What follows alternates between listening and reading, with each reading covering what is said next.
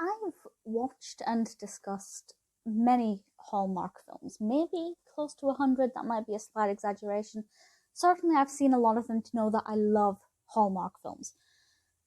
And out of those many that I've seen, there have been maybe 2 that I didn't like. Unfortunately, the 2019 film My One and Only is adding to that small list. Because I couldn't engage with it. I didn't like any of the characters. The narrative wasn't interesting. The locations weren't that fun. There was just nothing in it. There was no spark. You know, I'm sure if I'd never seen a Hallmark film and it was my first introduction, it might have been all right. But because I know Hallmark can do so much better, it didn't live up to any of my expectations. It was directed by Gary Yates, written by Joie Botkin, and stars Pascale Hutton and Sam Page as the kind of classic boy meets girl characters. It does follow the kind of traditional Hallmark blueprint, but a little bit more in your face, actually, which I'll talk about in a moment. But basically, boy meets girl.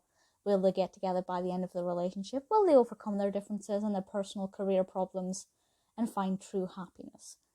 Obviously, I'm not going to tell you the outcome of that, because, you know, if you're a Hallmark fan, I'd say watch it, because, you know, it's worth watching every Hallmark film.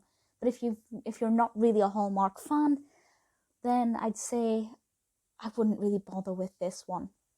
To make a not that interesting story short, our protagonist, Stephanie, is signed up by her friend to be on The Only, which is a reality dating show that basically has a very similar concept to Take Me Out or Blind Date, where there is a bachelorette and she has to try and find her one true love among the contestants.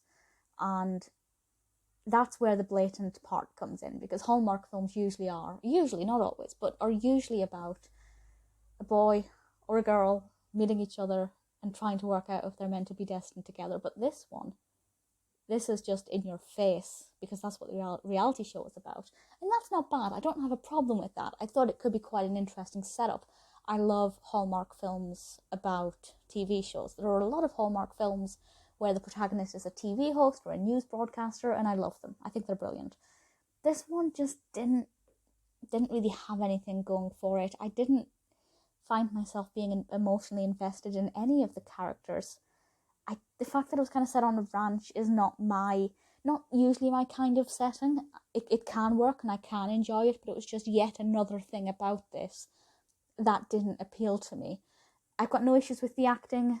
The character developments were pretty good, but the characters themselves I just didn't find that exciting. For me, it just didn't really tick any box at all, which is such a shame, because it did sound intriguing. I was curious to see how they would do this one. As I said, if you're a Hallmark fan in general, give it a watch. It might appeal to you, and you should watch it anyway, because I'm trying to watch every single Hallmark film that ever existed, which is very hard when I'm in the UK, and the DVDs are not that easy to come by. But I watched this on Amazon Prime as part of the Hallmark channel, which is, I think it's like $4.99 a month, and they have quite a lot of stuff on there. I've watched all of the Christmas ones, and I'm now working my way through the generic romance ones, and so far they've all been really good. But My One and Only it didn't do it for me.